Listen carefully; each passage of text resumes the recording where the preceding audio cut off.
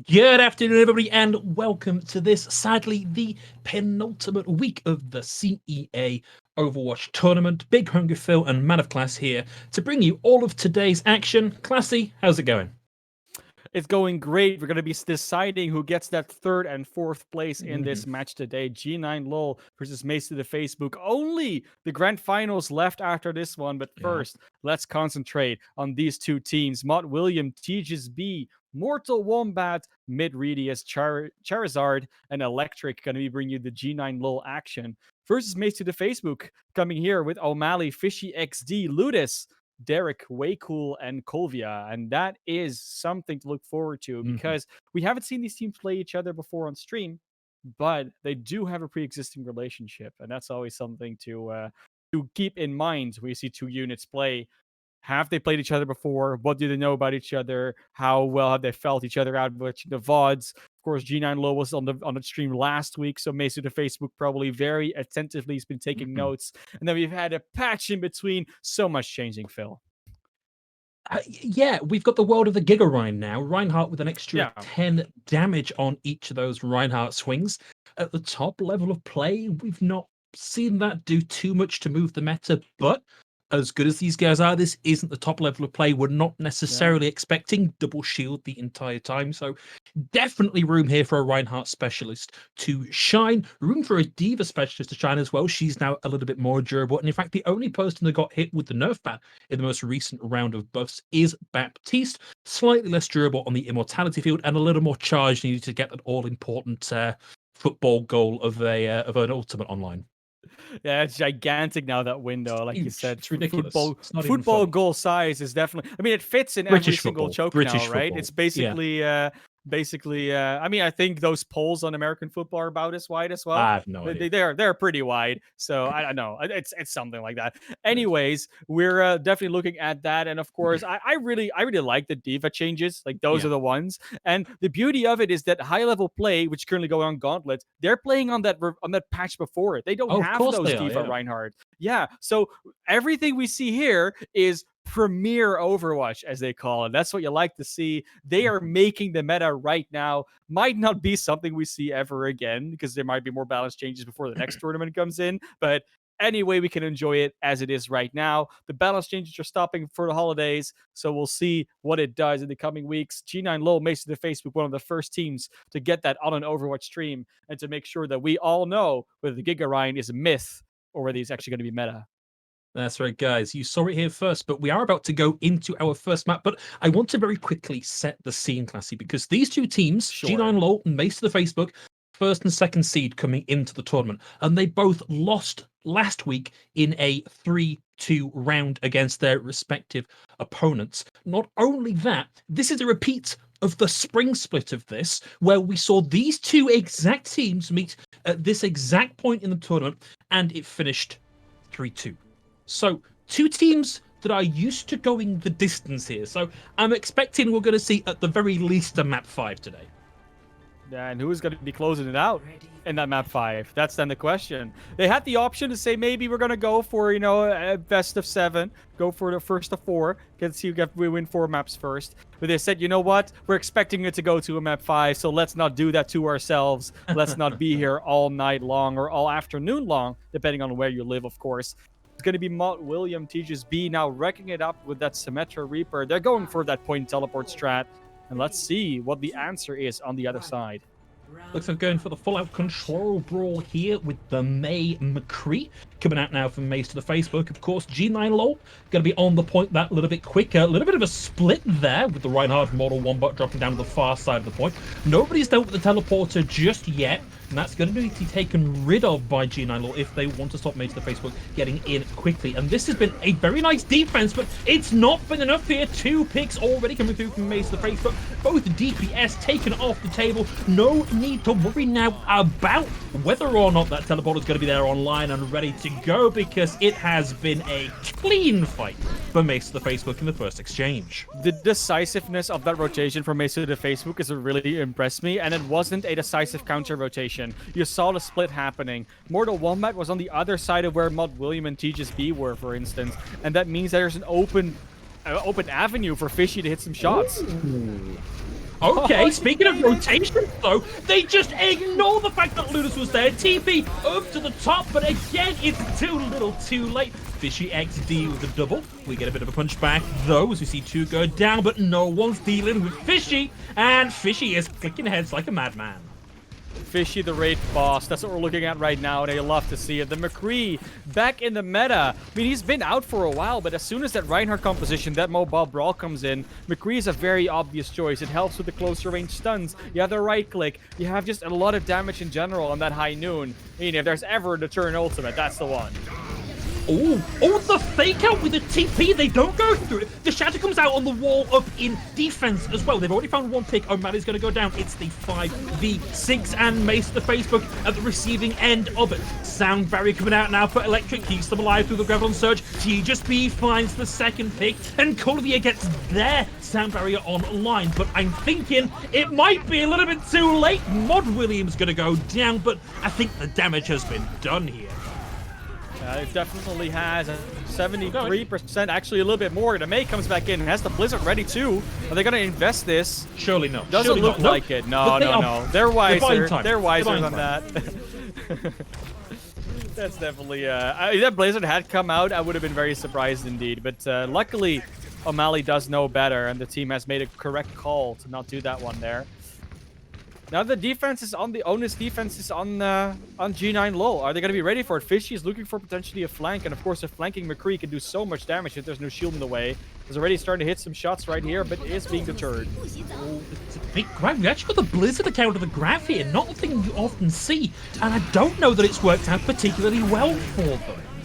No kills on the back of the death. The Blossom and Mod William taken to task on the back of it. A tradie fight so far. ManofClass. TJB walks right past the flashbang and then gets taken out from range. The flip comes through now for Mace to the Facebook. It's not a done deal just yet. G9Lul, they're going to rotate to the point and keep this going and flip it back. Only 8% extra gain there for Mace to the Facebook. I really like, though, how G9Lul is adapting to the fact that Fishy has been popping so hard. They're really rotating more into that McCree, making sure they don't get the space to work with. And now the Teleporter is back online as well. This is a great place for them to be in. Oh, Shatter Out actually interrupts Charizard's ultimate, and Electric is out of the fight. He was so close to having that sound barrier as well. This has been a disastrous engagement, but they're starting to claw it back now. Mortal Wombat and Midoriya is able to find two, and it's O'Malley back in on the Tracer with the double. 5 HP in a Dream tags back out to get the health back and keep it going. Derek is going to commit the Graviton Surge. Southpaws comes online. O'Malley takes out Midoriya here, and we may just see the flip come through. The TP is down, and it's last fight territory for the open point on Li Jiang. There will be sound barriers on both sides as well as a coalescence, but the high noon from Fishy might just deter any engagement. No, they do make it to the point, but Teach is already out. This is what I hide into nothing here. Two down already. Tejas and Charizard down. Colby with the sound barrier means that nothing from G9Lul is going to come through anytime soon. Mod William knocked out of it. There's the flash, the roll, and just right through the falling character model of Midoriya.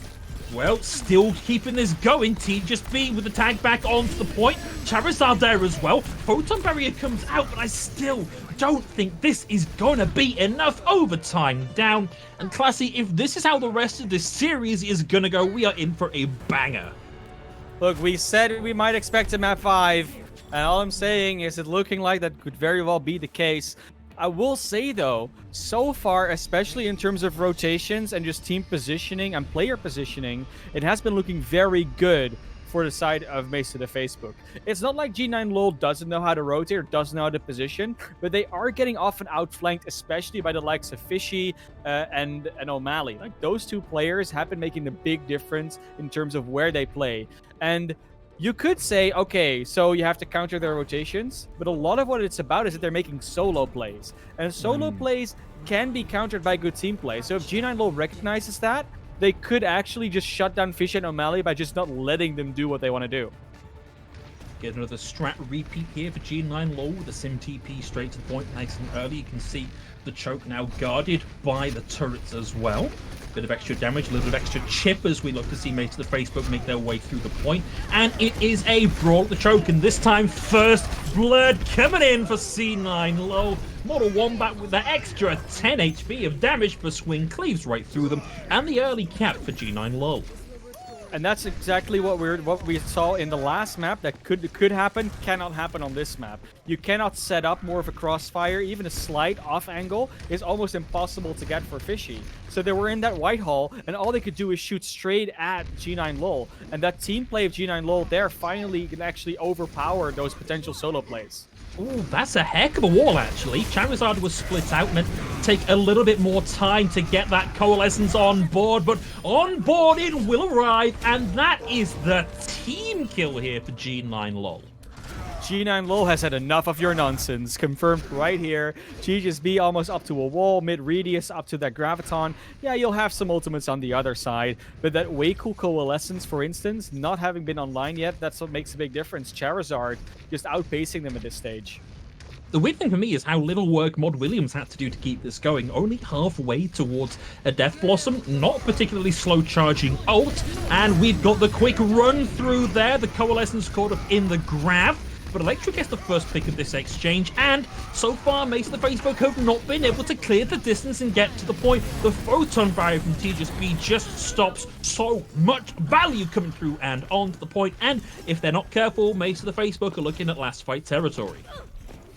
Yeah, this linear mentality from G9Lul is just doing them so many favors. And when we go further in this map, it might not even improve that much for the situation to get more off angles. So I'm looking very favorable in G9Lul to take away this point and potentially even the map still, because they just don't have to watch that many angles. And that's all they want, not to walk 5x5 angles. It's another really good wall. TP out of it, and the Shatter on the back, 2 on the ground, the pin connects. Sound barrier for a little bit extra oomph in your step. The answering one comes out from Colby here as well. And now all resources taken away from mid-radius. Here's Mod Williams with that ult finally online. Pulls the trigger, gets the lawnmower up to speed. Mows the grass. O'Malley down. It's OT, and we're looking at a 1-1 here on Li Jiang.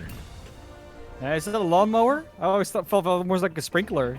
Look, it's some sort of gardening implement. Look at me. I'm a pasty, flabby Englishman. Yeah. Do I look like I spend much time outside? I mean, in the garden, maybe. I mean, this English garden is a thing, of course. No, because it's called a death blossom, so you could also just look at it as a flower that's, spreading spores or something. Okay. I don't know. What we're learning here is I need to go away and work on my metaphors. Thanks for the mid-game note. Really appreciate it, Classy. No. I mean, I'm just this question, not even really questioning it. Just wondering if we can go into a debate on gardening variety. Okay, well, look, that's what we do here. We'll see what we can do after the broadcast, and we'll host a little podcast. We'll definitely do that. We're going into a control center here, though. Not much changing in terms of composition between these teams. That's why we could talk about the garden varieties, Phil. We had the space to do it, and they're gonna go at each other with that same 2 compositions now. The wall is good from O'Malley, but still, they're able to stand their ground. Mortal Wombat will still go down, though. Yeah, man, these walls from O'Malley have actually been really good. Not always finding a lot of follow-up value, but really good at splitting the team. 2 down already. And now for Mace to the Facebook, it's about how much ult charge can they get in trying to clear up this fight, because G9Lul are not coming back from this one.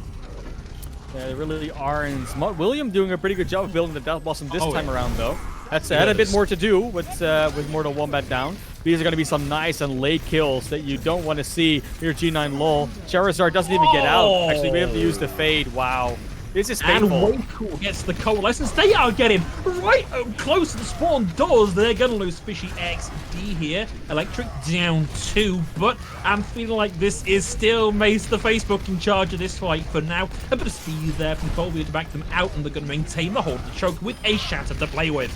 Oh, TGSB caught out as well. Shadow built up into the air. Actually finds 2 around the side of the shield. Couples there to keep Mid-radius alive in the fight. Gets up to a higher level of charge. And now will have the Coalescence at their back. Shatter! Blizzard!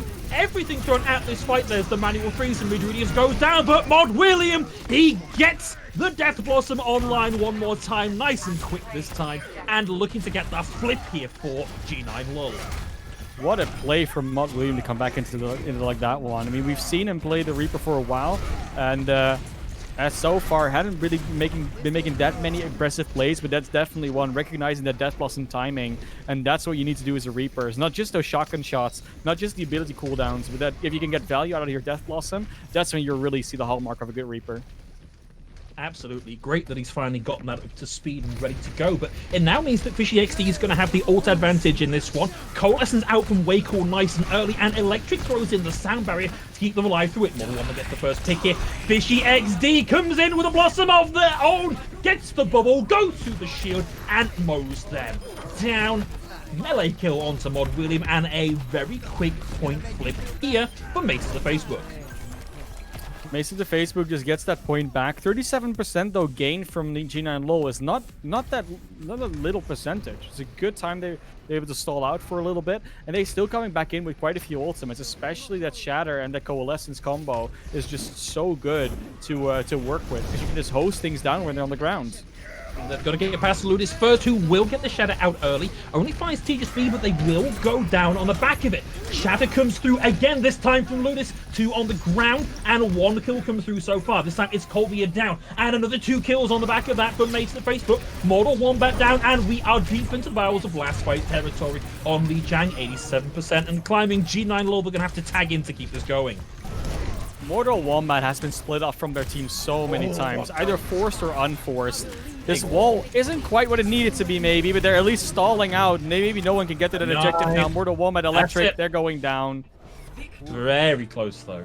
That was a lot, maybe not as much fight back as I was really hoping though from G9Lul, but they did have some fantastic moments, and I suspect we're going to see this in the play of the game. Mod William with a big Death Blossom. Shame that it took us 3 maps to really see some value from this Reaper, and you've got to wonder, is this what they're going to be playing into in the rest of the series? It is control, so it's usually the question of, do you really think the Reaper's going to get a lot of value on other maps? And usually the answer is no, because of the range.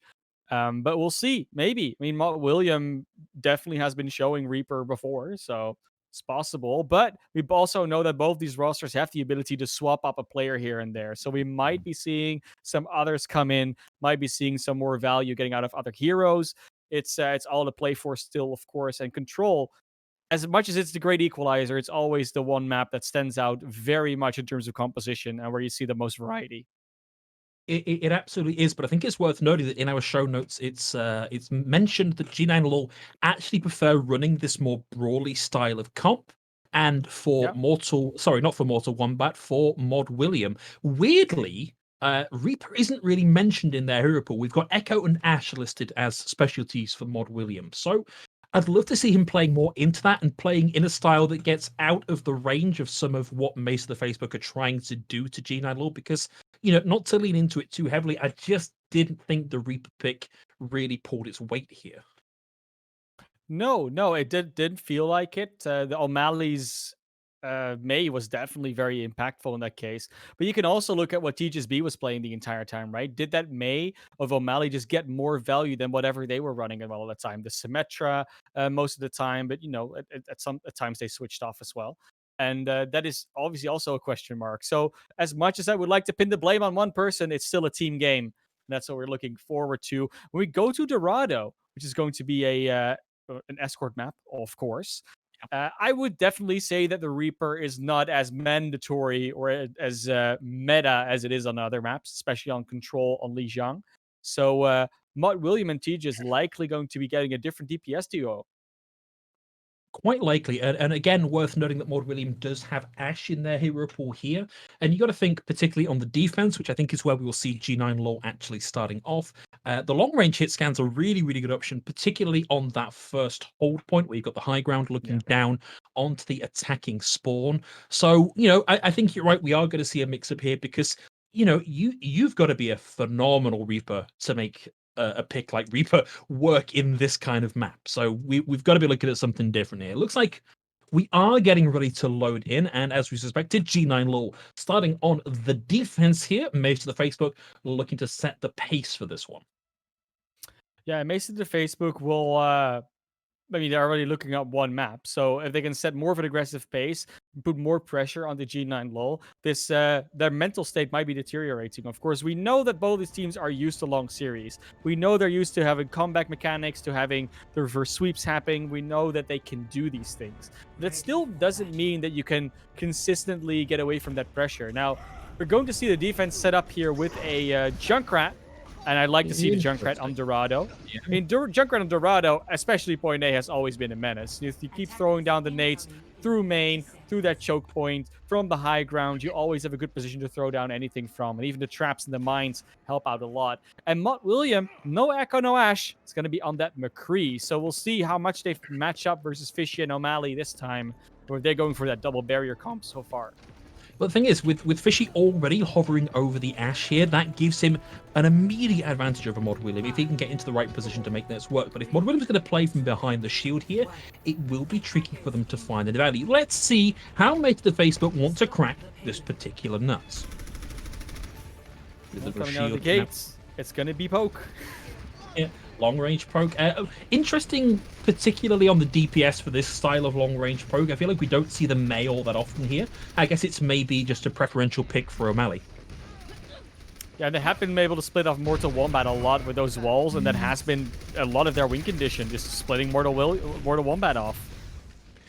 Immediately see the rotation coming out from Mace to the Facebook. They don't want to defend. They don't want to attack this high ground at the top of the choke. Instead, opting to come down the stairs. And it's aggressive from O'Malley. The flashbang comes out from Mod William, but the immortality field from Waycool keeps everybody alive through that, and they find the advantage. O'Malley's going to go down here as well. But Fishy has taken an off angle. He's in behind them, and Mortal Wombat was down so low that anything that clipped him was going to take him down. And now there's no main tank available here for G9Lul.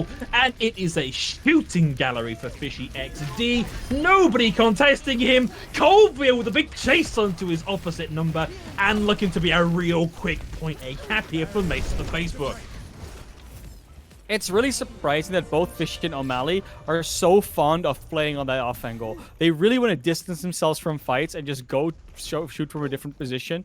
And as much as that can be very valuable, it can also be very punishing. And so far, G9Lul hasn't been punishing it, so they get away with it. But that's what they're doing. They're getting away with it more than anything.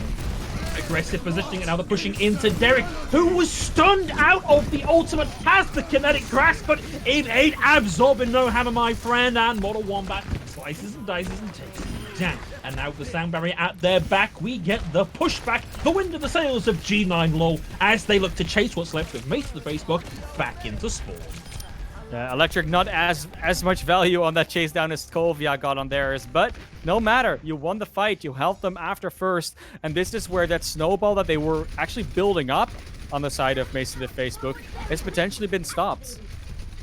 Interestingly, got Derek swapping over to the Diva here as well, so just foregoing the double shield element of this. Shadow comes out too on the ground. Waycool was able to get that Matrix online, but they just moved past it, and there's no value in on the back of it. Quick 2 kills coming out from Mace of the Facebook, 3 kills even, and they will have the respawns on their side if they get advantage here. G9Lul, they may have to back off and give a little space over. Yeah, Colvia's not going to let them, though. They're going to chase that down with the speed boost. Violet Diva does a lot of damage with that pistol, but so far Derek is just trying to get that mech back. It's not going to happen right now. The Diva swap is interesting, like you said. I think it's mostly to do with that high ground contest. You want to have someone to be able to do that, and the Matrix, very valuable too as well. TGSP is going to abandon the high ground, not going for that drop down behind to find an assassination. Mod William has the high ground, however, and he's looking for somewhere to stick this high noon. We'll find Ludus, and the Bongo is down 2. Advantage now for G9Lul, and they can smell blood in the water, and they're starting to push that on forward. Model Wombat with a starting blow onto Fishy, and most of the Earth Shadow ready to play with. And they had a bit of a rocky start, sure. But the problem with Ludus switching over to the Orisa is just straight away meaning that you cannot be as aggressive. You cannot be as Broly as before. So as soon as Mortal Wombat and crew are able to circumvent that barrier or put Ludus in a position where that barrier doesn't really matter, they're just going to run over you every single time. That Lucio speed boost won't save you defensively in that situation. It's just some interesting stuff now from Mace to the Facebook. Look, they're doing decisive pathing up to the top high ground here, becoming effectively the offensive team. Now they're having to push into Charizard's Coalescence. They're going to have to back out here, and the sound barrier almost guarantees TJSB finding a successful death blossom here. He's able to hold on to it, doesn't need it. Ludus is down, Derek is down. A small amount of push gained on the cart there by O'Malley on the Tracer, but ultimately a hiding to nothing and a good defense from G9Lul. As much as I've liked O'Malley's Tracer, it was doing great, for instance, on Li Xiang before. It is very...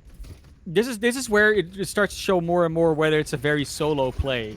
Because O'Malley was nowhere to be seen in that fight, was just pushing the card on their own. And as much as you think you might be able to C9 it, G9Lul knows about it. I mean, they made a joke about it with their name. So they're going to be ready for that. Absolutely. We've got a bunch of ultimates online here. Pulse Bombs are going to momentarily weaken Mortal Wombat and buys a bit of surety for them to get in and start to find some damage. And now DPS ults thrown into the mix. The D-Matrix not quite enough there. Mod William will find one. And it's a very trainy fight so far, but Lunis, Fishy XD both down now from Mace to the Facebook. Unless O'Malley can be the absolute difference maker here and find some very quick assassinations, we're not going to see too much more. But O'Malley, despite not being the difference maker in terms of kills, has been able to tie up resources, keep them away from the cart, and get them round that final corner. Self-destruct thrown in there by Derek will secure the remake, but Kolvik is now down. Fishy XD once more with a high noon, but too far. Oh, just clips Electric as we round that 1 minute mark. It's a big advantage. Electric was so close to having that sound barrier on a line, but the shatter from Mortal Wombat rounds out the fight. They almost C9'd it. They almost G9'd it. He got so close the meter, but they surge back towards the cart, and they're going to keep this going just that little bit longer. 35 seconds left on the cart now for G9Lul to close less than a meter in the defense. And now they really don't have any room to let O'Malley just be in their backline anymore. Now they need to be ready for it. You see it already, they're standing all on the card. It's 20 seconds. It's one fight. Just make sure you don't get the payload C9. And with everything you've got in the bank, with all your positional advantage, you should be able to hold this. G9Lul definitely coming back with a vengeance after that first map. 2 ults on the table, 3 ults on the table. Electric with the sound barrier, way cool with the amplification matrix. That's going to get popped, going to break down that shield, but now it's also got to do the work of burning through the sound barrier. Really looking for something there with the Deadeye, but TJSB into the back, finds the double the D-Meg there onto Derek. Colvia works down in the neutral, and it's just going to be O'Malley bravely hanging on to this one. Not going to be enough to make this happen, O'Malley, no matter how quick you might think you are. We'll see the tag back in from Derek, though. Self-destruct. Can they keep this going? Finding something this would be amazing. We've actually got Ludus back onto the point now on the Wrecking Ball, but too much target focus by a country mile here. And G9Lul round out the fight just shy of point C. Oh, that would have been such a shame if they actually gave that away there, but no, of course they don't. The G9Lul going to be able to take away that offensive sting. Just say it stops in front of second point. It was very close though, 0.45 meters. So they do pretty much need to cap it themselves. But we see Dorado often go far into 0.3, potentially even with the complete. So we'll have to see a very good defense here coming up from Mace to the Facebook. And it's definitely clear to see why this was their map pick. You see the hero choices being far more comfortable right now for the side of G9Lul. And it's definitely Mace to the Facebook looking for the answers now. It is, but I do think, well, you know, I was going to say, I feel like if they just lean into the double shield, then it's so hard for G9Lul to do anything to them. But instead, they are opting for D.Va. And D.Va, that little bit stronger with 100 extra armor as opposed to HP, takes a lot longer to burn through the mech. I don't know that it's the best pick. Derek's really got to make something extra happen here over and above what the Sigma can provide. Yeah, and of course, we are looking into a situation where now G9Lul has to walk into this more poke style composition with the Orisa. So that usually gives them a bit more of an edge in terms of defensive advantage. But that doesn't mean that this brawl, staying on the card, can still not out-position you, out-rotate you, and make that shield obsolete. Well, let's see how they choose to tackle this. Certainly not a lot of mobility on the side here of G9Lul. It's just going to be down to mid-reads to do something to dislodge this initial position. We've seen Mace of the Facebook be very good at making the quick rotations to take defenses and offenses where they need to take them. So expect them to give up this position fairly quickly. They know that the second this round the corner, it's going to be no use to hold here. So the rotation should be coming through. It's a little bit slower than I would have liked. It's going to be hard for them to set this up as we see G9Lul start to press the advantage. A good wall from O'Malley splits them up, and it's Mortal Wombat that goes down. Going to lose Derek's mech here as well. And this has not been the strong and sturdy defense that I really wanted to see here from Mace to the Facebook. We'll see Colvia bring Waycook back into the fight, and they eventually find enough here to round out the defense, but that was very scrappy, Classy. It is scrappy, and the scrappier it gets, the more that G9Lul is going to be licking their fingers, because that's exactly what they want to do. They want to brawl, they want to smack it out, they want to get close and personal, and that's exactly what they were allowing them to do almost. The wall comes out early, that means it won't be ready to split off Mutt William now, and the brawl has arrived! Oh, and of course they've got the coalescence to make that all that more powerful. XD is going to come in with the high noon. Can see some scores flipping around. There's the double, receives the stun, but it's too little, too late for the head hitboxes of Mortal Wombat and T-Just B. And they're going to be pushing right back onto that. But it has cost them a lot by way of almost. They used the supercharger here as well. So they're not going to have that ready for the next fight. So starting to look a little less healthy in resources. That's true, but then Baptiste's window itself could just stop a fight right there by just having Fishy and O'Malley, just barrage through it. And then as you still have that panic button of the self-destruct. Mortal Wombat, though, one good shatter, which is not that hard to land if once you get past that Orisa barrier, can change everything and just end the fight right there. Yeah, really good Reinhardts are going to be counting what the refresh rate is on that. And they are also just going to move right past that amplification matrix. You'll see the Immortality Field come through, and it buys enough time for Colby to bring Ludus back into the fight. There's the Hail Mary, the self-destruct, away into the back line, but too far, too high, too wide. No value there from the self-destruct. And T-Just B has got the Blossom ready to go. There's the double. Won't survive their way through it, but the damage may well have been done here.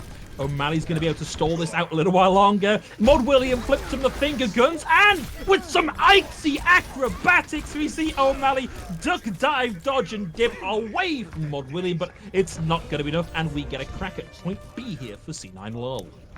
3 minutes 40 to get through that second point. It's plenty of time, but it's looking like a struggle already. Big deal in that fight, the resurrection from Colvia. We're going to look out for that, because if Colvia is able to resurrect more of those players almost in the midst of the enemy team, that's going to be a very big problem for G9Lul. Yeah, absolutely. If you're a low-level player, good advice is stay alive as long as possible. When you've got a Mercy on your team, that's a lot easier because you can just undo your big mistakes.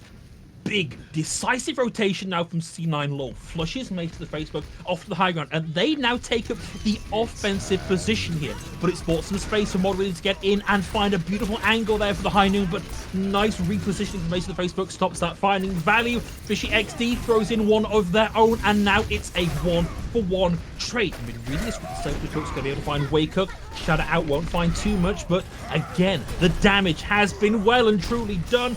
No connect on the pin, but a big connect with the hammer. And now just shy of 3 minutes to take this the final 70 meters to the end of the map.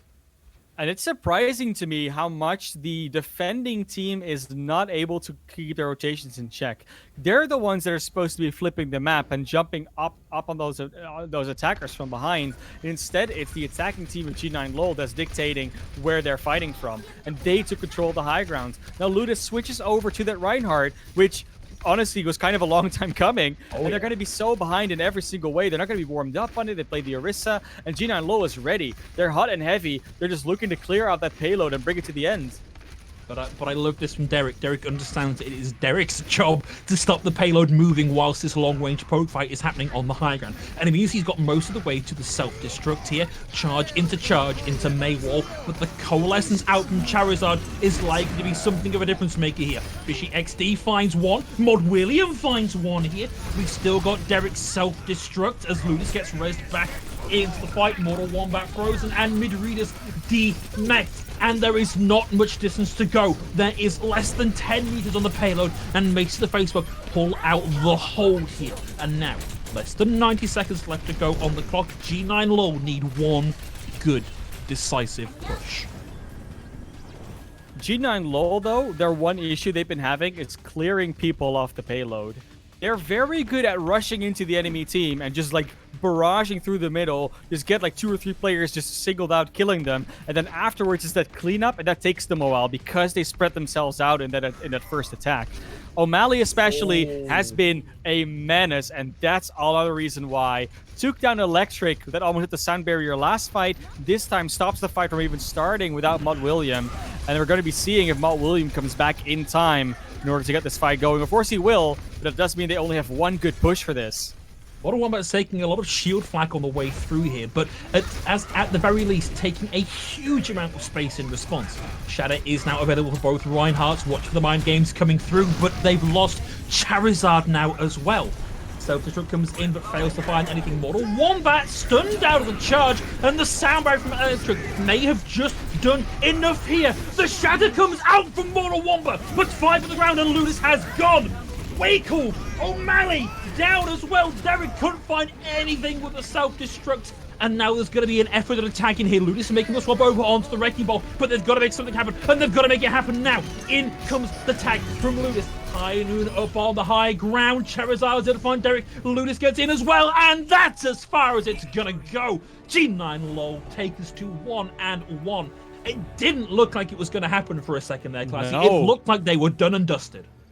It really did. That took some clutch plays. And Mortal Wombat, as great as his plays were, as beautiful as that shatter was, that entire fight before it started and leading up to it was all Mortal Wombat going deeper and deeper and spreading their team out more and more. That's how the kill on Charizard happens. That's how, that he charges back to the payload on his own. And without that sound barrier from Electric, that would have been done and dusted because he just charges into a McCree, gets taken down to half HP, and is alone on the cart without leaving the rest of his team alone. And it's a good thing they're able to recover from that. Otherwise, you're going to get that mentality of the team going like, come on, William, be a bit closer. Come on, Will, come on. And that's not happening right now. He did turn it back around, but that's really where the weakness of G9Lul has been so far. The separation of Matt William and pulling Matt William away from the rest of his team.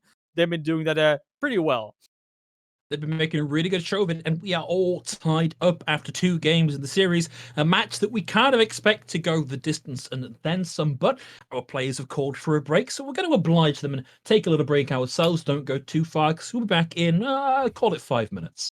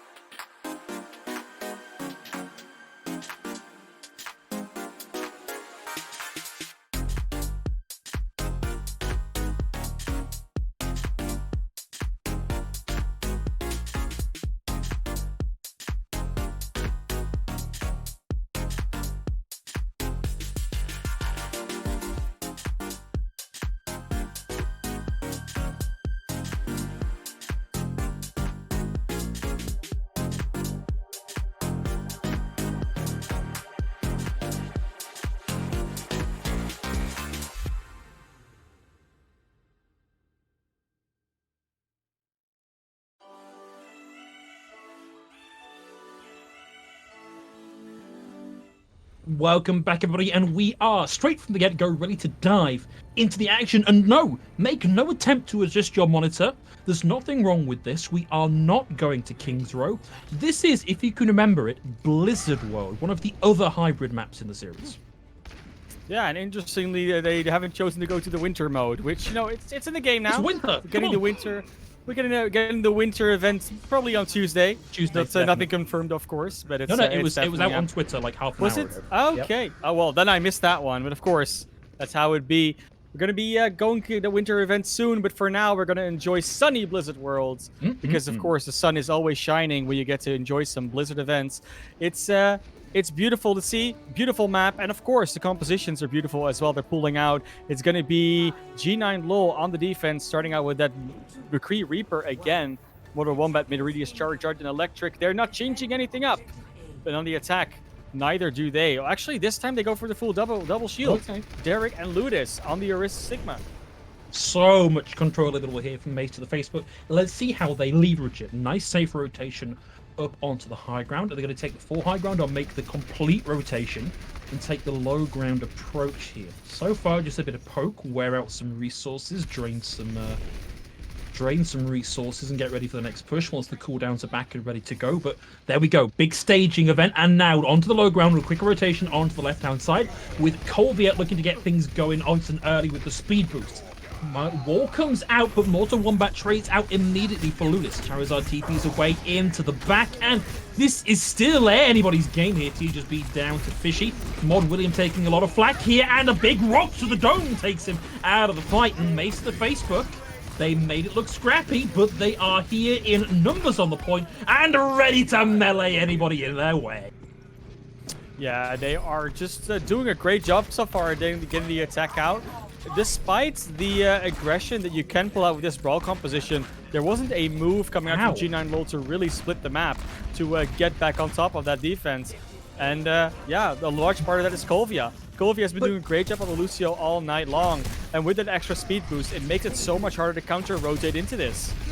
Classic, can I just point out that Fishy, by themselves, stopped any income aggression from G9Lul here. They were just so scared of him, they wouldn't push into him.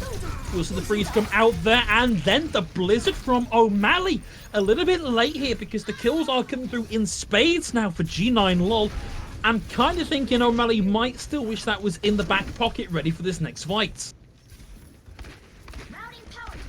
Of course, you did cap the first point quickly, but if you get stalled out on this choke, which we know can happen, we've seen it happen in the past, it's going to be very tough to get a good time on this map. The Critic Flux is out, gets 2 in the sky, and Electric will fall as a result. Oh no! Electric just too slow on the button there to bring the sound barrier out. Lost it as he died before he hit the ground with the ultimate. That's a huge misstep here from Electric, and now it's easy peasy for Mace the Facebook to get the cleanup kills and get in position ready for this next defense. It's especially curious because you can use that sound barrier mid-air. Like, as much as it doesn't make sense that you cannot, you know, stomp the beat mid-air, you can when you're in Critic Flux. Yeah, you can stomp the air and it works. It doesn't work anywhere else, but when you're good at Flux, it does. So Electric may be missing that memo. Colvia has it ready now, though, with there as a self-destruct to open it up. High Noon for the counter, and that's a beautiful combo. 2 ults, 2 kills, the High Noon. And that's going to be G9Lul with a nice clap back there on the defense. A bit of cart push gained, and Colvia, sadly, much to her chagrin, the last to die in that fight. Yeah, we've heard the Sky Noon. This was more of the Nuclear Noon, making sure they're all out of position and the High Noon can pick them all up with that self-destruct. Beautiful combo. You don't see that quite often, but the score makes a lot of sense. Now, Mod William is hiding on the side, is going to get caught out. Oh, Mod William, once again, separated from the team. Dunn is still alive, but that changes all their plans. Oh, Colvia caught in the shadow, couldn't bring the sound barrier to bear to keep his team alive through that, and Mod Williams able to find one. Fishy couldn't quite line up that final headshot, gets run down. This has been, despite a lackluster point A defense, a pretty robust point B defense here for G9Lul. G9Lul has really recovered. They were really just run over somehow, even though they were the brawl on point A, and they're able to definitely established themselves back here as that brawl team. Their rotations are a lot cleaner. It might still look a bit chaotic, but there's order in the chaos. Mortal Wombat is playing a bit more defensively, a bit more careful, and is definitely staying alive in the right situations. He is now under a bit of pressure, but it won't matter as long as Derek is looking after them to look 4 different ways. And I feel like O'Malley is playing at a different speed to the rest of the team. Down before Colvia could bring the sound barrier out. And it's not going to do them any good. The Death Blossom tears through it. Way cool down to the final seconds of the fight. And the payload well and truly breaked here. Looks like we will have a slight technical pause here. As soon as we know why that is, we'll let you know. Hopefully won't keep you out of the game for too long. Looks like Tej is having some sort of technical issues, which is unfortunate here. Probably could have been worse. Did just use the ultimate, so at least he's not losing too much ult charge. Yeah, you touched up on it, right? Just now with O'Malley going down there before the sound barrier come out, not really in sync with the pace of the rest of the team, and that has been a trend. And so far, it's been working out because O'Malley gets those sneaky picks from the side and has been getting in the back line and has just been a distraction and nuisance. But if this keeps happening, where O'Malley goes down before they can do anything, and the rest of the team then cannot really follow up properly, then it becomes a problem that you're more of a solo flanky DPS player. Then it becomes a problem that you're always not there when they need you to be, and then you're really desync with the rest of your squad. So if this keeps happening once again, that might be a problem, but we will see if O'Malley can maybe adjust, or the rest of the team can adjust to O'Malley, because they're not playing Brawl anymore. They are not as fast, as they don't want to play as fast as they did before, and O'Malley might have to just mentally adjust themselves to that. Yeah, double shield brawl is, as far as I'm aware, not a thing. I don't think it's a style you can play. You're playing for long range poke. O'Malley just maybe needs to just pump the brakes ever so slightly. Still, less than 2 minutes on the clock. Plenty of time to work with here as Waycool makes the swap over onto the Moira as opposed to the Bear. It's an understandable move, especially if you also move Ludus over to that Reinhardt. You're going to almost mirror this. The real difference are going to be still O'Malley, Tejas B, and then Derek versus Mid-Radius. Everything else is very similar. It's still Brawly style, but there is the Skynoon, well, counter Skynoon actually. Okay. Oh, you got a pick? What is... Whoa, that's an even better one! 50 XD with the double. Won't find the third with a headshot, but contributing quite strongly to the kill feed here. Tejas B gets in behind him and takes him out of the fight, but all the while, O'Malley is making constant progress on the payload. They're in charge for now. We're looking to see one last defense here on point B for G9Lul. They've got the space to tag, and that's a big unlockers there for Mortal Wombat, frozen up. Self-destruct's going to find one for Mid-Radius, and they won't find the kill on the back of the freeze onto Mortal Wombat. Walled out, but somehow the hammer comes through and connects. Mortal Wombat with the charge, with the pin, with the squash. And a nice try at an escape there, Ludus. That's as far as you're going here.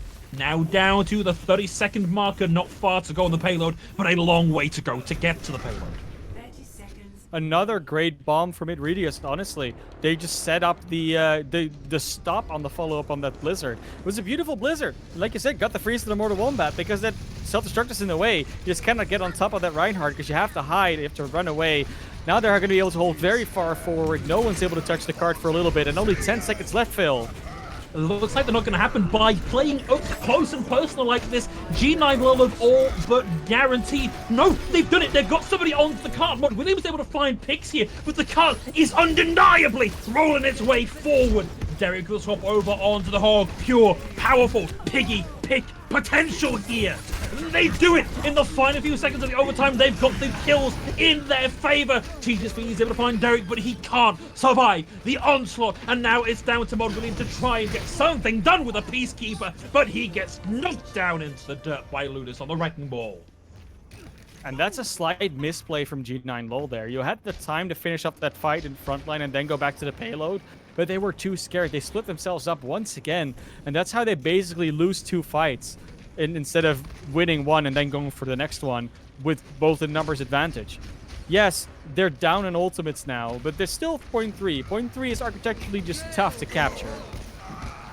Well, early pick there. Ludus down and out, even with the Coalescence there to provide him a little bit more survivability. And now it's time for Wakecool to punch back with one of their own. Charizard almost has theirs online, has it ready to go, and gets it out nice and early. Finds themselves deep in the bowels of the dragon from O'Malley, playing it off angle on the far side. And one from Fishy with the Deadeye as well. Sound barrier out from Electric. There is still time left in this fight, but Derek's at about 1 billion charge here, and Lasering falls down. They do still keep losing players, but as long as O'Malley is on the flank, nothing can go wrong. It seems with this team of Mace to the Facebook. O'Malley just doesn't want to stick with the squad, and G9Lul is still none the wiser to it.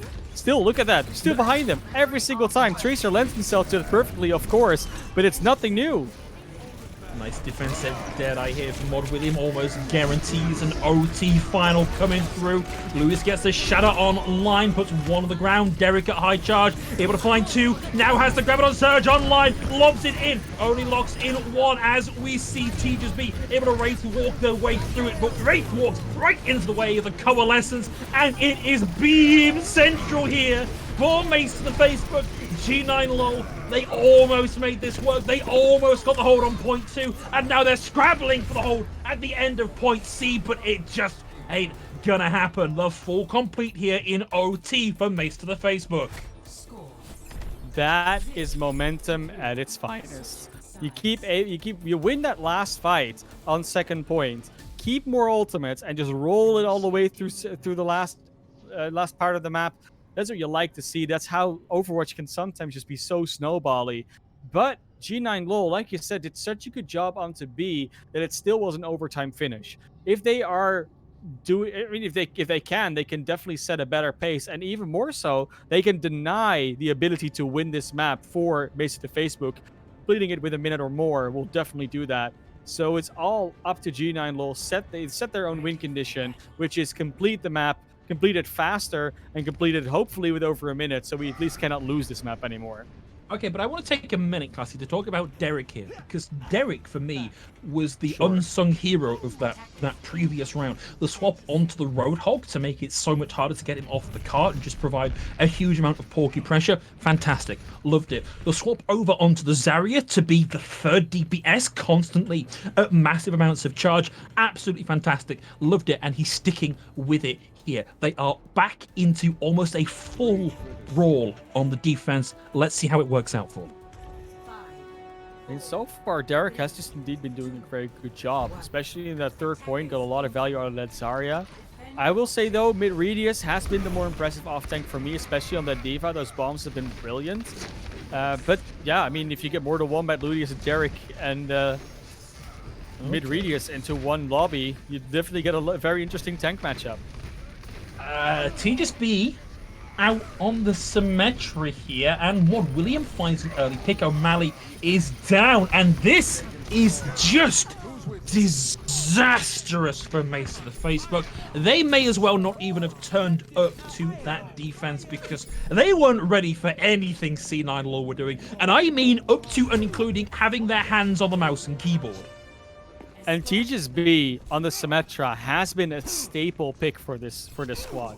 Tejas B, when they ran this last week with the Symmetra all the time, that was really what got their opponents in a bind. That's really where they struggled most to get the victory, because they had to struggle with that Symmetra. And Tejas B now back onto it will be a giant malice in the face of this, especially with those double barriers. Always microwave, teleport into the backline, do your job. There it is, Ludus down to the Flux teleporter sim turrets strategy, which that might be a world first, to be perfectly frank. A little stall there from Colvia, but realistically, not much you can do on your own as a solo Lucio.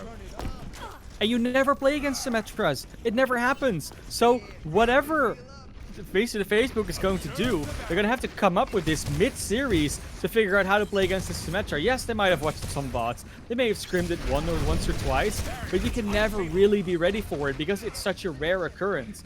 Mid-radius will go down here as a start, but that might not be everything they need. Mortal Wombat's in your house. He has Shatter. He's behind you. And he's going to turn tail and run too many of his team away from that fight. The defense finally here from Mace to the Facebook. Yeah, I mean, 3 down. You're not going to go for that Shatter then. No. It is as aggressive as Mortal Wombat can be. You can see he's learned his lesson. Electric doesn't get out alive. Doesn't need to, of course. And that cart has almost been moved into 1-fight territory. That's a great start on second, but you still have 4 minutes. It is, but Mace to the Facebook realize when they can't afford to press their advantage any further. They see the TP coming in behind them, and they rotate to get out of its way. Now we're seeing G9Lul look to take the high ground here, and Mortal Wombat's also going to have the Shatter here. So Ludus and Derek between them are going to have to be keeping their heads on a swivel to avoid getting shattered here. Looking for the drop down, Mortal Wombat into the back line. The Shatter comes through. Ludus and Derek both put on the ground, but Colvia survives and brings out the sound barrier to keep them alive through there. Been really able to find 1 second from TGSB. Mod William low HP and knocked down. It's a 2-for-2 trains, and then Fossum comes online from O'Malley, but they can't survive their way through that. TGSB has the microwave turned up to max and is starting to burn through what is left of the Mace to the Facebook defense. Mace to the Facebook gets the close spawns, though, so they're going to be able to charge back in with this Reinhardt. But nope, that's not going to be a long life for Ludus. The last 2 kills come out at this point. Leaks to be cap-filled. This is not long for this world. No, Ludus with a big squish there, and we're seeing some tags back here just to find a little more stall, but ultimately the momentum is in G9Lul's favor. They're going to be going into third with 4 minutes 20. I said they had to get a faster time. I did not expect it to be this much faster right now. Almost still got all their ultimates ready as well. This is really G9Lul's fight to lose the next one, and maybe the next 2 with this pace. Because look at that, only Fishy is at 60%. That's the closest anyone is. The rest is off by a long shot because of all these swaps. O'Malley does get a pick here on the Tejas, but that might not even be enough for this ult advantage. Lux comes through. That was a heck of a time on the charge, but we'll see them stunned out of it. Shatter out from Mortal Wombat, and Charizard with the convalescence starts to make the difference here. The swing through onto Derek knocks him out of the fight. No charge available ready for this final defense, and 3.5 minutes left on the clock here. It's not looking good for Mace to the Facebook. Mace to the Facebook in a lot of trouble here. Do get the kill Mortal Wombat because the Mercy Pocket of Colvia is just too strong to let O'Malley die there. Has the Dragons ready now, and this might be all they need. Mortal Wombat once again overextending. Well, I think this is it with Wakel, with the Coalescence online. This is where the defense starts to mount, and this is actually a terrible place for this cart to stall because of how quick the respawns are going to be here for Mace to the Facebook. It is 1 fight, but it's still a long fight that you're going to have to take. You essentially have to win like 1.5 unless you immediately wipe them. And, I mean, once again, Mortal Wombat going for the aggressive charge. No. O'Malley goes down, and Colvia low too. Man actually dodges the dragon, gets in behind it, no damage from it, and finds the pick there onto O'Malley. O'Malley's going to be back fairly soon, but Mortal Wombat is behind them, and I don't know if they know about it. The Shatter interrupts the high noon, and Fishy is put into the ground. There's the 3K from Mod William. Put the notches in your belt, my son. Mod William with a 4th. And 2.5 minutes coming in. Fishy XD makes the swap over to the Doomfist. I just don't think it's going to be enough. No chance to tag back in. And now, G9Lul just need to cap 1/3 of 1 point on A to move up into match point. And as good as both teams have been about completing the map, that's how terrible they both have been about defending point A. They haven't even put up a semblance of a fight there so far. So it's looking good right now for G9Lul to take the lead in this series. But of course, 2 minutes 22, still one of those time banks where you might not have the opportunity to get every single ultimate online. It might not be the exact same place where you want to be. It might not be enough time to cap that first tick. That being said, again, if you look back at what's happened so far in this map, the first point has been the one that they cap. They just do. It's been less of a point A and more of a point okay, because neither team has really shown up to it in a meaningful way. And looks like we're going to see more of the same coming out from Mace to the Facebook now, properly committing. I think really they're only missing the May here for this to be like the full classic 2-2-2 style of brawl. It's not been working for them so far, though. They've been caught sleeping every time by G9Lul. And to be fair, this is really one of those where before both teams just got into their car and started rolling, and now they have to change that to all of a sudden G9Lul having to go through an airport car rental service. Like that's how much of a change needs to go through that defense. And TGSB is on the Symmetra again. You know what that means? It's going to be a tough one to fight through. Derek Strady on the Zarya is a change though. Yeah, a little less capacity there for TGSB to get up to full charge there on that Symmetra beam, but we actually saw the first pick come through from Mod William last time, so you can't afford to take your eyes off either DPS here. TP is going to come out, allows them to start to get in behind and form the pincer movement here. Great positioning from Mace to the Facebook, actually makes it very hard for GNLO to find any damage. Now that they've seen the protected barrier come out and Ludus down to low health, they know they can start to press. But Mortal Wombat's going to fall here. Unless they get the equalizer, it's not going to go well for them. This was really well played by Mace to the Facebook. Yes, they've lost Ludus, but he's guaranteed to be back by the next fight. But by making this fight last so long, they've burned half the time bank that G9Lul had to work with. And that was Mortal Wombat wanting to look for that shatter. They wanted that opening, and that's why they put themselves in that position to get taken out. And that's not what you want to see from your Reinhardt. Now, when you look at this ultimate difference, it's really that shatter. That's the difference. If Ludus can get that shatter off, and where Mortal Wombat doesn't have it, that will just decide the fight and might decide the map. Everything else is basically online. I mean, it's coming close. TGSB is gonna big rock onto Ludus. Preemptive sound barrier and Ludus way up in the air from Fishy XD with the double with the dead eye. Digs the graves, puts them in it, and that's going to be the hold here from Mace to the Facebook. Less than a minute to go on the clock, and it's clean-up time for Mace to the Facebook. There's one more push remaining here for G9Lul. The support that Ludus has been getting this defense has been off the charts. Went down to 20 HP at least 4 times this round already, and every single time there is bubbles, there is healing, there's everything, but there's his O'Malley's own. This is just O'Malley karma, really. Going too aggressive in the backline too many times. They finally got you. Now it's a 5v6. They make it to the point. They have the shatter. Oh, Mortal Wombat doesn't miscalculate the angle, but it's still in the backline now. Oh, no. Oh, no. This is catastrophic. They had the opening pick. They went from O'Malley to O'Noe to O-double Noe for G9Lul. It was looking so good. If Mortal Wombat had hit that shatter, that would have been taking this. What a hold from Mace to Facebook. A draw on Blizzard World. It was such a risk. Look, I will say this. If that play had worked, we'd be up in our seats right now. I'm not sitting down. In our seats right now. I'd get a seat just to get up out of it.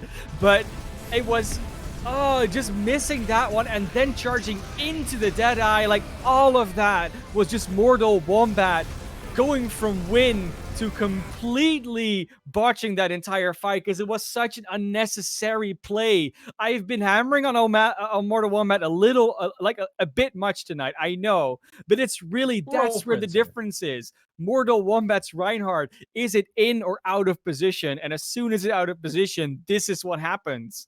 It's such a shame.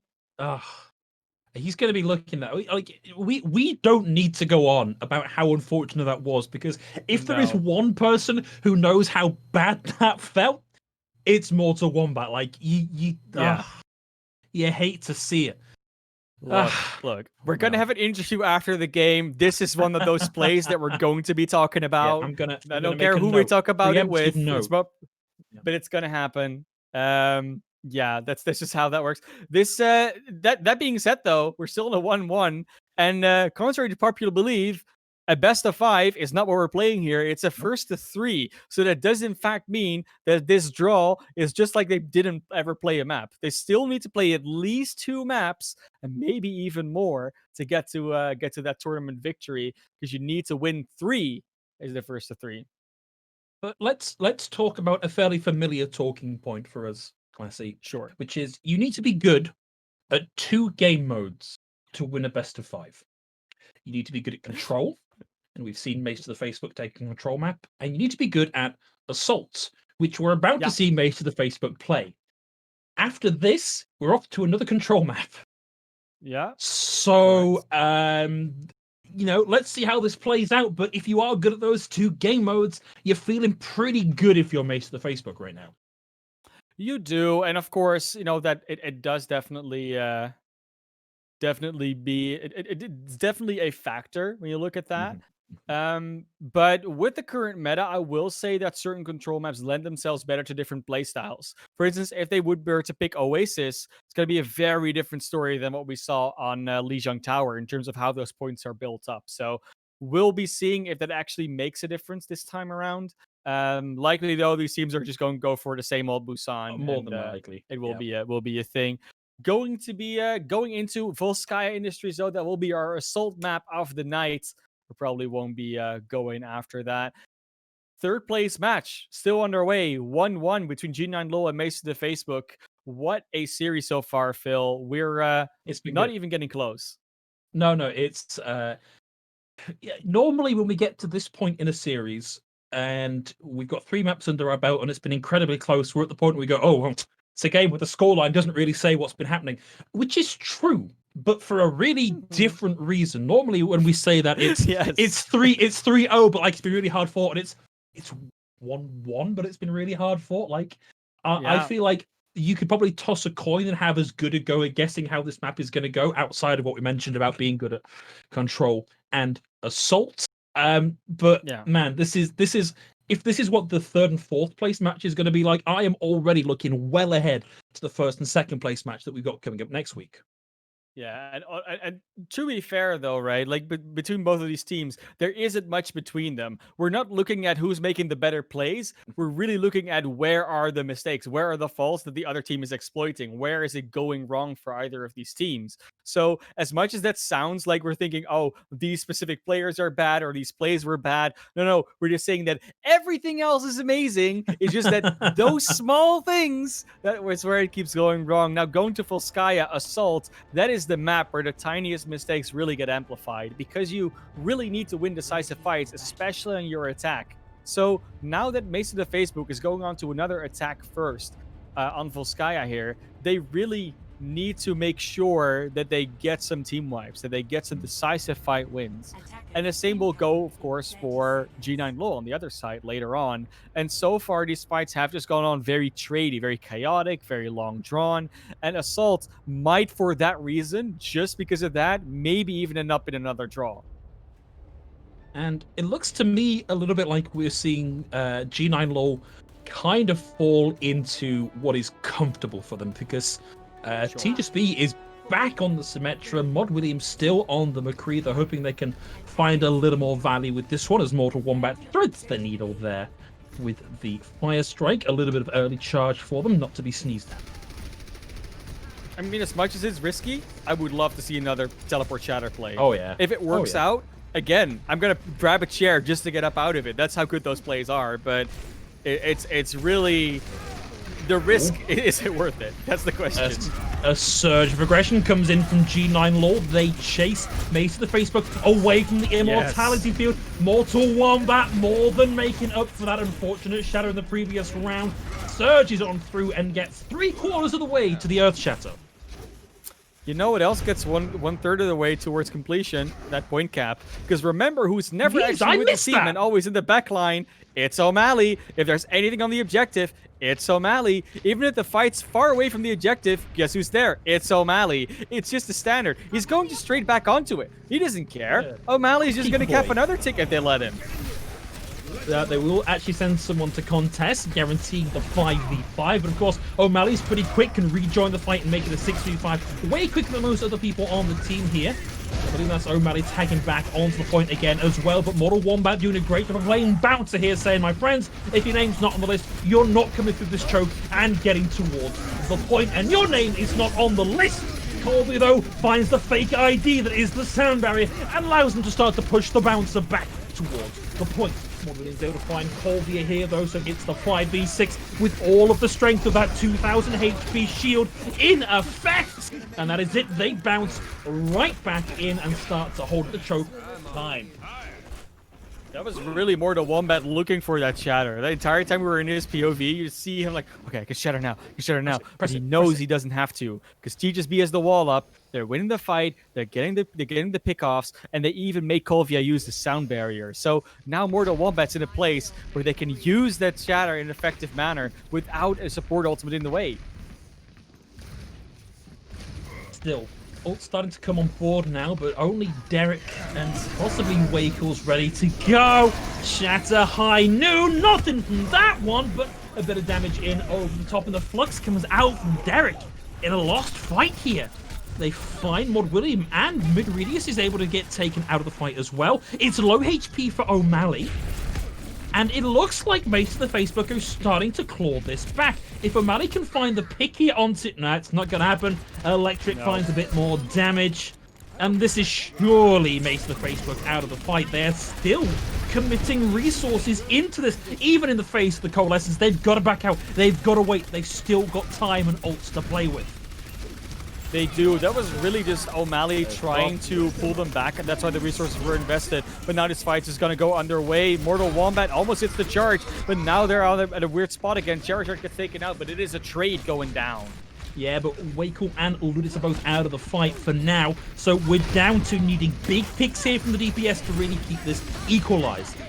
So Foden Barrier is going to come up and stop that happening anytime soon. There's the flux from Mid-Radius. The damage is done. The slam comes down. Fishy XD sent back to spawn, and 30 seconds left to go. That is the ultimate bank, well and depleted though. Only Mortal Wombat will get the chatter online. Maybe Mod William can get to a Deadeye, but on the other side is really where the ultimates are at. That sound barrier, that supercharger, both defensive and offensive, completely ready for this one.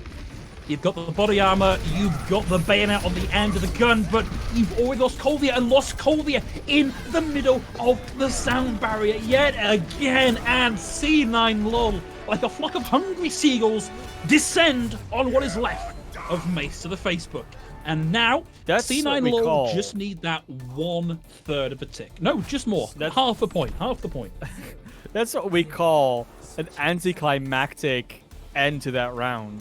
Like, for sure, you think they just go in, they can use the sound barrier, the supercharger to get something going. But before the sound barrier can even go on, Kolvia already down. She's going to be, smacking her head against the wall for that one, unfortunately. But not only her fault, of course. The rest of the team definitely being in that rotation, not able to get anything going. And indeed, it will now be up to G9Lul to once again show that they can cap at least like a little over a tick. Sure, they've got 2 extra minutes as opposed to Blizzard Worlds, but we've seen how much they can struggle with an attack like this at times. So, especially with Fishy now on the high ground, having all that range to work with, it's going to be still very hard to get that going. And look, we know that TGSB is practiced on this Symmetra pick, so they're not probably going to be going for the slightly wonky flank onto the left-hand side. They're probably just going to go TP straight to the middle of the building that contains the mini health pack on the point and just rush point and brawl. It would work so well for them here. It's a quick cap. I could even see them teleport to like the side gallery or to the left high ground. It all depends on where Mace of the Facebook is holding. Like, where can you teleport to that you're not teleporting straight into them? And they are split both on the right and the left side. The forklift and the high ground hold being controlled. It looks like they're just going to go for the straight up brawl. Not even a teleporter needed. Wow, yeah, interesting. I don't know why they would choose to close the distance like this, but at the very least, Mace of the Facebook were waiting for them. The TP comes out, but doesn't find a lot of utility. The distance has been closed. Mortal Wombat not going to survive through that. But now, both Reinhardts are out of the fight, and it continues to be trady beyond all belief. TGSB is up to high charge. Teleporter comes out, actually allows them to get around the May wall. Mid-Radius gets in, won't find the flip with the rock, but is able to do a lot to start to block the damage that Fishy can do here. Low HP for O'Malley, and they're going to go down. I don't know if Kolvia has the res ready, and the numbers are here in spades now. But C9Lul, Derek is able to tag back in on the Wrecking Ball. Lulu is able to find a pick before being taken out again by Charizard, but it's looking so much like a C9Lul cap here. G9 gonna get the win. That's a 2-1 lead in the series. They don't let this one slip away from themselves. That's what you like to see, you know. I wouldn't say it was almost looking, wasn't looking at all like that, but it could have again been one of those situations where they had the complete control over the game. They had their own win condition. They just needed Kappa to take a little bit more this time around. And this time they do, in fact, close it out in the lead. One more win for them, and they will take the series. They will take that third place, and that $600 going to that charity, which, which is always a good thing to see. Whoever wins, that's the thing, really, Phil. Whoever wins, it's going to be for a good cause. Yeah, in the end, aren't we all winners in the CEA Overwatch Winter 2020 tournament, ManofClass? Yep. Well, it looks like, guys, we are going to have to throw to another quick break whilst we get our teams ready for what could be the final match in the 3rd and 4th place decider here. Please join us after the break for the thrilling conclusion.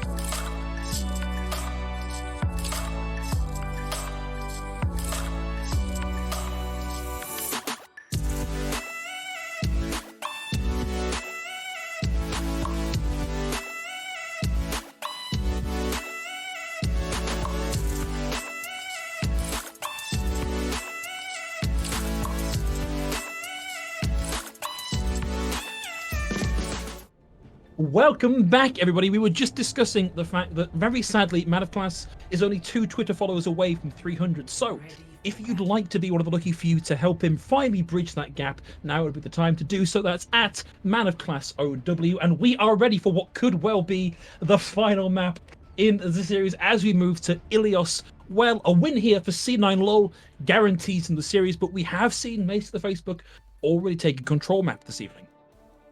Yeah, we have. Mace to the Facebook did a very good job on that one, but I will say this is a very different control map in every sense of the way. No O'Malley May to mess up Mortal Wombat's positioning, and TGSB now back on that Symmetra. This could very well be the last map, and those compositional changes could have everything to do with it. Ludus and Derek, though, that tank combo on the Wrecking Ball Roadhog has been want to call scary. it? Yeah. And this has been a sleeper pick for Derek. Like, in our show notes, he's famed for pulling out this pick as something that people aren't ready to adapt into. Wakel's going to go down. We will see the equalizer come through as Derek secures the pick. It's a classic playing 300 here, looking for those kicks into the pit. As the 1-for-1 comes through, Derek looking for a second. Nothing but air on that one. Wait for the cooldown to come back and looking to get another one in and ready to go. Fishy XD is able to find Charizard here. And nice point presence here from Mace to the Facebook, but little flick of the shield there interrupts Derek's hook yet again. They will secure the cap here, though, for Mace to the Facebook. Fishy XD knocked out of it by Electric. Have they got the numbers here to keep this going, ManofClass? Control bet number 2, Electric Spoogaloo. That's what we're looking to call this one. It's going to be a super fun one. Derek going at it with the hook, but doesn't really needs to really run away with that one. There is a High Noon, gets Ludus out of the way, and that's a lot of space gained there. That's a spicy target to find with a High Noon. Lots of survivability there. TGSB is able to find one back end of the fight. Mortal Wombat still in this and is corralling Fishy. Times him back into the waiting sound good of Electric, and there's the flip coming through for G9Lul. Went down with 7 HP there. Mortal Wombat really playing on the edge right here, but that has been his playstyle all night. Like, on the edge doesn't even describe it anymore. It's just, he's trying to move the edge himself. That's his playstyle. We'll see potential vibes coming through from O'Malley. Has the high ground position here, but G9Lul make themselves scarce, so no value from that just yet. We do see the 1-for-1 trade coming through, starting now to favor G9Lul. Rez comes through and brings Derek back into the fight, having had Mod would even take him out of it. Ludus with the run through, can't find it, stunned out of the momentum, won't get the pit kills there, and G9Lul rotate out of the way where they can be taken by the environmental kill. Fishy now with the High Noon. Everybody makes themselves scarce. Hits the deck. Don't want to get hit by it. And it's going to expire now. And we're seeing Mace to the Facebook scrabbling for purchase here. They've made a lot of space. Ludus is doing a great job here of forcing them back and back and back, but won't. Ooh, okay. Wakecool just walks into that in the final few seconds, and G9Lul still have the numbers in their favor. Starting to change though as the race comes through and Derek finds the pick onto mid-radius. Model William with Model Wombat leading the charge, winds their way through what's left of Mace to the Facebook, and they hold on to the point for now. Mace to the Facebook with this wonky composition that they've adopted to. They haven't been showing all night. They are really looking to struggling to get on top of this unit that is G9Lul. Mortal Wombat still playing aggressively, but on control since everything is so close together. It's not showing up as big of a exploitable hole in that composition. Mortal Wombat is now just being able to be supported at every turn. Ooh. Okay, in the final seconds of the fight, we see 2 kills come through from Mace to the Facebook. They've got to press the advantage, and they've got to press it now. They've got to start to find value. Derek will flip onto the high ground, takes a bit of damage there from the Gridic Flux, but not enough to make a difference, unless, of course, you send Mortal Wombat in to get the charge to connect. This is still a very scrappy fight.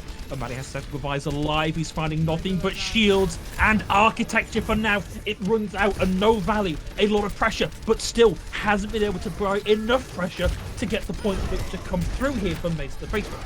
We'll find Mob dealing with the Helix Rocket. We see a couple of changes coming through. Derek now on the Winston as well. The flash connects, the flip comes through. It finally does. It took a while, but of course that's a hallmark of Ilios as well. Because you have that well in the middle, you cannot just walk straight into an enemy team. You always have to rotate around it. Be careful not to get booped in, not to get hooked in, not to fall in any way, shape, or form. And that can just lead to a very similar thing as you sometimes see on Oasis City Center, where you just keep bringing around the rosing each other, and you can only really do range damage. They will be approaching through this small alleyway on the side, straight onto Derek. That actually misses his jump. That's disastrous. It is, but Ludus was able to find one there. Oh my day! William with another big one on the high noon. Insta flips the point. OT is going to run down, and it was looking good there for a second on Mace of the Facebook, but they were not expecting the 2K high noon. It all is such a roller coaster there. I mean, first Derek misses the jump, then it's a beautiful minefield. Actually, Ludus gets a very good boop into the well and teaches, but then falls in themselves. And in the meantime, Mutt William just with the high noon once again, finding targets. Fishy started off so well on the McCree, but Mutt William has really started to show them up on that pick right now because of not only just Fishy being on a lot of pressure, but also just hitting a lot of shots and the high noon finding value once again. It's been a good turnaround, and G9Lul now 1 point away, one stage away from taking away that third place title, taking away the $600 towards their charity. It's kind of a funny turnaround, really, when we think about when we were looking at the first control map, saying Mutt William was struggling to find value on the Reaper, and now is really, really standing out on the McCree. Early TPE to the point, no surprise there. TGSV on their preferred pick here. And securing the box like this with the turrets makes it very, very hard to press into. G9Lul, they're just going to hunker down here and wait for the fight to come to them. For those rotations, looking for those openings with the dive. They're not finding it before the point gets flipped. Yeah, Ludus able to get rezzed back in there and immediately charged off into the far distance. Nice big nades coming through from Waco, but nobody's really capitalizing on them just yet. We need to see them come in coordination with a dive to really make this work. Mutt William closing in on a high noon, and Tej finding a lot of pressure, but has the beam up to high charge and gets the D-Mech. Back with Mortal Wombat on the point. We'll see the Nano Boost come through here for Ludus, but he's already taking a heck of a lot of damage. The high noon comes out, finds O'Malley. Electric buys the space from the sound barrier, and that's going to be the hold here. The chase from Mutt William deals with Ludus. We get the team kill bell, but a lot of ults expended there, and Race to the Facebook have the advantage in this next fight. And can we just talk about how quickly Waco charged that Nano Boost? It was online before Charizard's Coalescence. I think that says it all. That's not something we see happen a lot. It was so quick that Ludus wasn't ready for the Nano Boost. Like that's how quick it was. Ludus away into the back. High noon from Fishy finds an opening. Electric is now out of the fight. Colby's going to pop the Valk here. Make Fishy XD a little bit more deadly. Self-destruct comes out from Derek. Won't find anything but shield here, but Ludus able to find a huge amount of value there with the Primal Rage, secures the flip in monkey style. 5 players off the map. That's basically the team wipe because Electric was already down before that fight even started. That's insane. You see all these swap ups now. Tej is over to the Sombra, Mutt William onto the Echo. Finally, we get to see it. Mortal Wombat onto the Wrecking Ball. This is beautiful to see. Completely changing everything. Because they just want to deal with that Farah, I guess.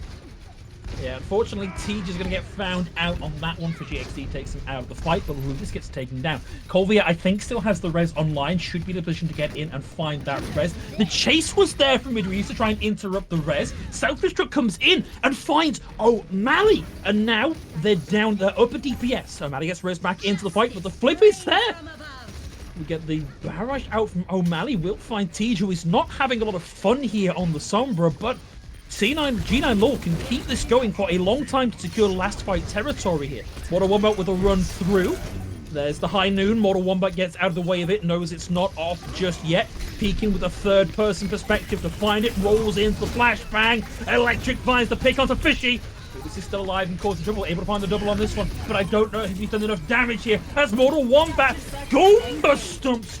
No, Manny takes him out of the fight. Here's Mutt William with the duplicate, got that online incredibly quickly, and that is it. Anticlimactic, it is over. G9Lul take the W and take third place in the tournament, securing that $600 bounty for their charity of choice. What a play. We're going to see this again because I'm still not sure exactly what happened here. This was so insane. Just jumps in with the Primal Rage, and they're just all lined up. Look at this. Beautiful. They're just all lined up exactly for that play. And then just gets that kill as well. That's a 5-kill environmental. 4 environmentals in total. Actually, 4 apparently. That all came down to that one play. That's what you love to see from a Winston. That's juggling at its finest. Ludus, whatever happened, even though you got 4th place, you didn't win this match. You definitely won our hearts with that one. It's a heck of a consolation prize, ManofClass. But we are getting very close to the end of the broadcast for today. Those of you that have been with us from the start know that there is just one thing left to do. We've got the interview portion of the broadcast coming up after a short break. So we're going to get those guys in here ready to shoot the breeze with us. And we'll be back in just a few minutes.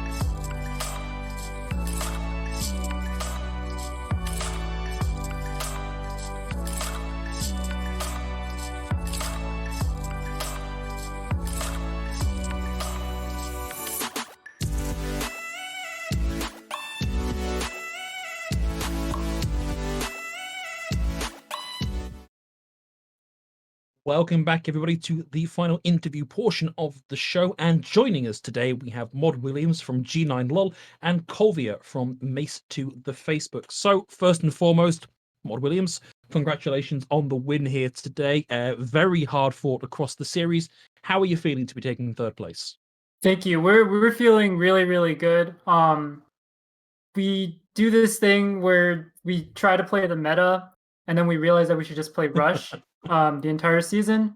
So this match, we just decided to stick to our strength the entire series, and I think it really showed that we were playing our strength, and I think we were doing really well. Yeah, I'd have to agree. And of course, it's would be remiss of me to say congratulations to Mod Williams without saying unfortunate commiserations to you, Colvia, on Mace to the Facebook. An incredibly hard fought series, and fourth place in a tournament is absolutely nothing to be sneezed at. How are you feeling? I'm feeling okay. Definitely a little disappointing, especially because our semifinals match against Amazon was extremely close. But it's still always fun to just get together and play the game, so can't complain. Yeah, I mean, you still got to 5 maps, so that's still a good one. There were a few plays that came out in this match that still have us reeling, like Phil and me, and I think maybe you guys as well. One of the first ones we have to talk about is that teleport shatter on Blizzard World. I mean, Mutt William, you were in the comms with that. I'm guessing this is not the first time something like that has happened, like either successfully or unsuccessfully.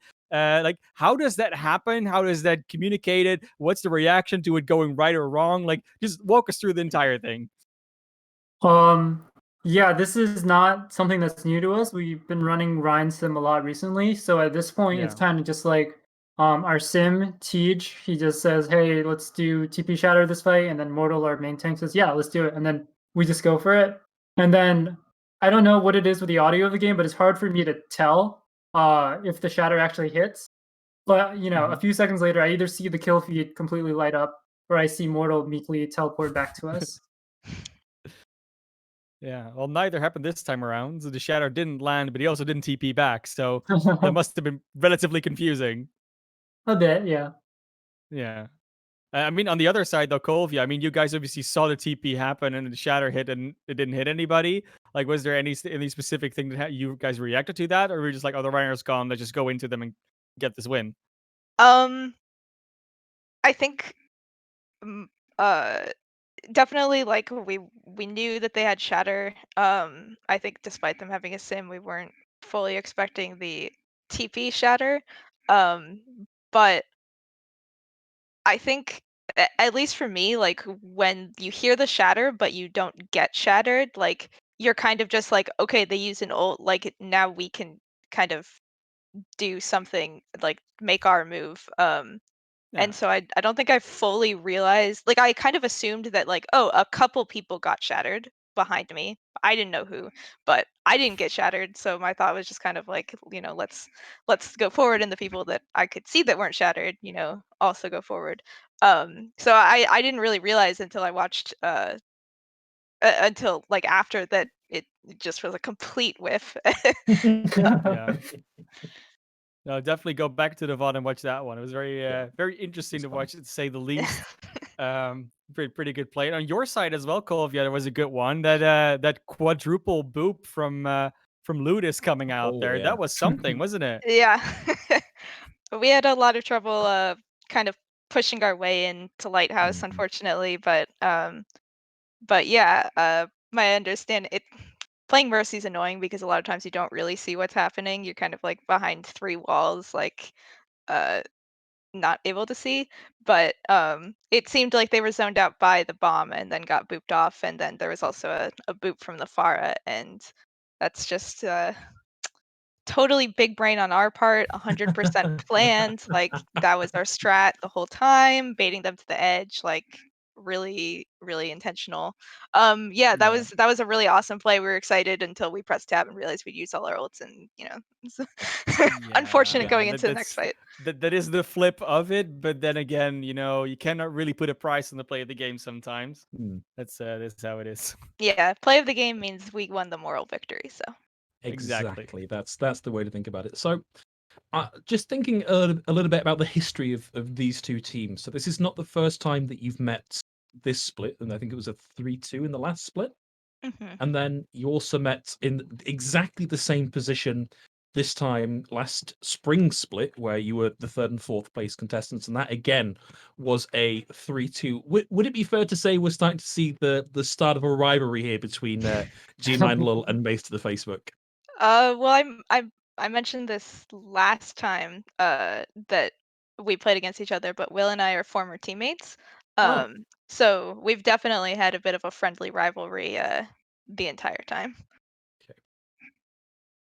How That's about about you, Yeah, stays Colby? friendly, and we say, right?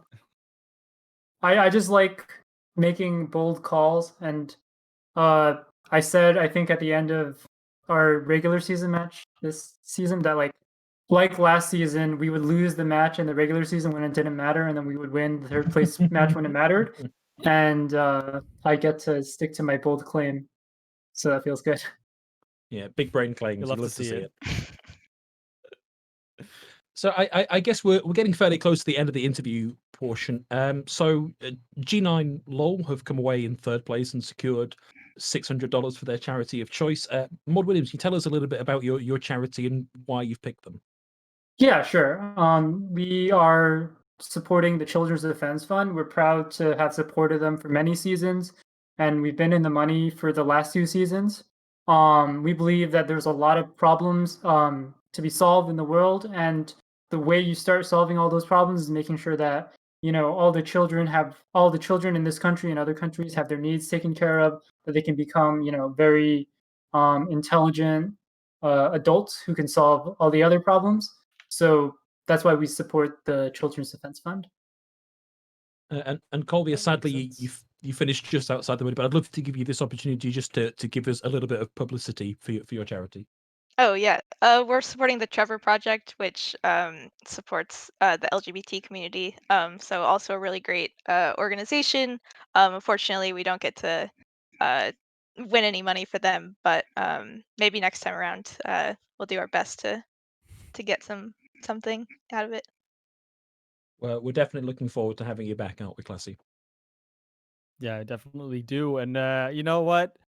With the closing remarks, with your season ending here, I think both of you are definitely coming back next season. At least the organizations are. Are you guys already thinking about the roster swaps or anything else coming out? Like, is there already strategic thinking and scrimming, etc. planned? Not for us. I think it's really hard to know what people's availabilities and interests are going to be like, and uh, I imagine Google is the same way, where companies expand so quickly. Um, that you never know like Hmm. who's going to be like you might get new players, you might have old players leave. um so it's hard to plan too far in advance, at least for us. Sure, sure. Yeah, I definitely agree with Colby on this. There's some uncertainty about who's going to be around, or if some new, really good, maybe like some top 500 player decides to give up on the path to pro and join Google. We're happy to Yeah. pick them up. But yeah, we have general plans to make our team even better. We've been improving season on season, and if we see Facebook again, we hope it's in the finals next season. Yep, I'm gonna hold you to that. That's an early doors Maud Williams bold claim ready for the next season. We'll be recording this one and making a note ready for when that happens. So, guys, we are almost at the very end. Before we go, I'd like to give you both opportunity just to give a shout out to anybody you'd like to thank, whether that's your team or whoever. So Colby, if you'd like to start that one off. Definitely want to give big thanks to the team in general. Having 3 scrims a week is a big ask, but we did it throughout the season, and it was really awesome playing with you guys and putting in all that hard work for practices and games and stuff. And I think we improved a lot. And sorry we couldn't like win this one, but I had a lot of fun with you guys, so thanks for that. And then in particular, O'Malley for being a great captain, organizing all of this. Basically helping us come together as a team. Thanks a lot. And Maud Williams, same opportunity to you, my friend. Yeah, so last time I called out our new tank line, which was absolutely beastly, but I also want to thank some of the other members of our team. Electric likes to play the fraggy support heroes, but we force him onto Lucio and he's fine with it. Charizard proved that he's not just a May 1 trick, he's maybe like a 2 or 3 trick.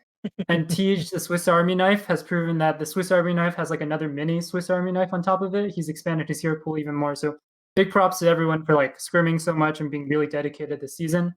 I want to give props to Facebook because they've been amazing opponents, and also Colvia is really cool just in general. True. It's always fun to play against Facebook.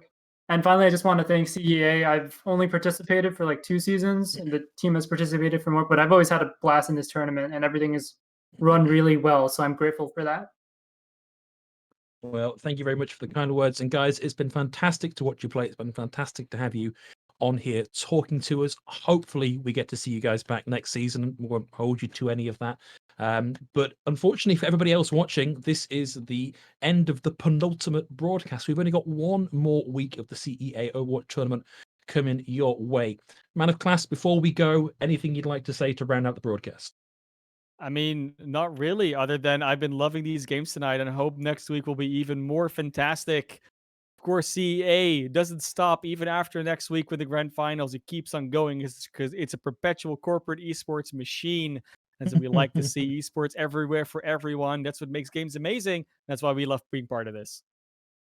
Well, thanks to that, ManofClass, and we will see you all next week for the grand finals, everybody. Good night and take care.